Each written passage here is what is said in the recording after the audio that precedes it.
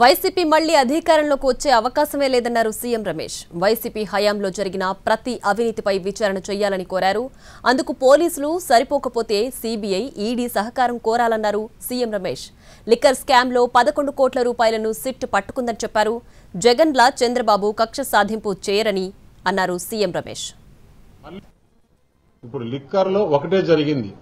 నేను మన ఆంధ్రప్రదేశ్ ముఖ్యమంత్రి గారు చంద్రబాబు గారికి చాలా లెటర్లు రాశాం. మళ్లీ విన్నవించుకుంటున్నా.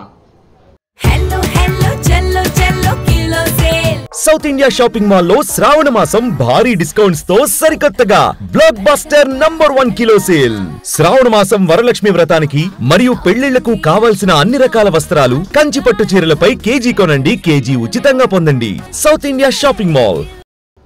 మీరు 1924లో రాష్ట్రంలో జరిగిన ప్రతి ఒక్క అవినీతి గురించి కూడా ఎంక్వైరీ చేసి రాష్ట్రంలో జరిగిన అవినీతి గురించి ఈడీ, ఎన్ఫోర్స్మెంట్ డైరెక్టరేట్, సిబిఐ కూడా ఎంక్వైరీ చేయాలి.